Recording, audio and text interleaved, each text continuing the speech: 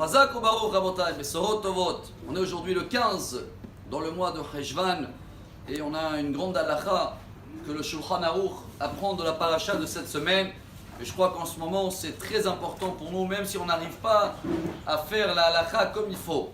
Il dit le Shulchan Aruch, Orach Chaim, dans le Perek, le chapitre 90, là-bas Tzadik, là-bas il y a les halakhot de la prière. Et le Shulchan Aruch il dit c'est deux halakhot. Un, il faut fixer un endroit où prier. Deux, dans l'endroit ou dans la synagogue que tu t'es fixé pour prier, là-bas aussi tu dois avoir une place qui est fixe et pas tous les jours une autre place. D'où la source elle est de cette halakha-là. Alors regardez bien dans la paracha de cette semaine, quand Hachem a annoncé à Abraham qu'il va devoir détruire Sodome et Gomorrha, je crois qu'on dit en français Sodome et Gomorrhe, Abraham a essayé de négocier. Il est parti dans un endroit, il a commencé à parler, prier à Dieu, d'essayer d'annuler le décret. 50 personnes, étaient zone verte, c'était 40, 30, 20. À la fin, comme en ce moment, non, même pas Minyan, même pas les synagogues. Alors Abraham, il a abandonné. Et chers amis, juste après que Sodome et Gomorrha aient été détruits, qu'est-ce qu'il a fait Abraham le lendemain?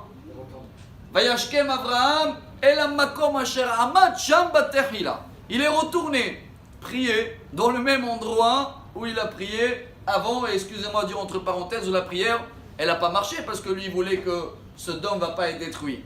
De là, chers amis, le Talmud Brachot, dans la 6e page, au nom de Rav Helbo, Amar Rabbi Helbo, Amar Rav Huna, Kol hakove makom letfilato, Eloke Avraham be'ezro. Chacun qui se fixe un endroit pour prier, Eloke Avraham, le maître d'Avraham, il va l'aider. Et aujourd'hui, on va essayer de comprendre pourquoi c'est important de fixer un endroit de prière. Alors c'est vrai que, toujours on raconte, et la semaine dernière, Meshane Makom, Meshane Mazal. Dieu il a dit à Abraham, il faut changer d'endroit, et c'est bien des fois pour avoir des enfants, pour avoir un nouveau travail. Ça c'est très bien dans la vie quotidienne. Mais dans la prière, chers amis, qu'est-ce qu'elle dit la Gemara? Ezeya avoda shebalev, zoïd fila, au début de Ta'anit, 2e page. La prière, c'est un travail, chers amis. Et si tu travailles chaque jour dans un autre endroit, c'est pas fixe, c'est pas stable. Après, ne viens pas demander de l'argent. Le pays qui va t'aider, t'as pas de fiche de paye. Le travail, chers amis, la prière. On avait comparé ça il y a 2 ans.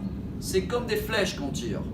On ne sait pas le résultat s'il vient tout de suite ou pas. Ça dépend de notre mérite si on s'est bien visé. Mais si on est dans une génération où on a un mur devant nous, ce mur il s'appelle le Massachim, Mekatregim, les accusateurs. Vous vous rappelez Kippour, on a demandé Dieu, enlève-nous ces écrans, on les appelle en hébreu, ce mur pour que la prière elle passe. Maintenant, si je tire des flèches tous les jours dans le même endroit, à la fin je fais le trou dans le mur, chers amis. C'est ça le travail. Alors si ma prière, même à la maison, ou maintenant que les synagogues Baruch Hashem un peu reprennent, mais peu importe chacun où il est dans le monde, même à la maison, fixe-toi un même endroit pour prier. Ça veut dire que tu comprends que chaque jour que je prie dans le même endroit, je creuse, je tire des flèches, je travaille et à la fin, ça va passer quand ça doit passer. Et au cas où ça ne va pas passer, voilà Abraham ce qu'il nous apprend. Et bien c'était la volonté de Dieu que Sodome va être détruit, je me plie. C'est pour ça que la Gemara termine. Chacun qui se fixe un endroit pour prier, pas seulement il fait partie des élèves d'Abraham, il est en plus un Av, Chassid. Excellente journée. Amar Rabbi Elazar, Amar Rabbi Hanina.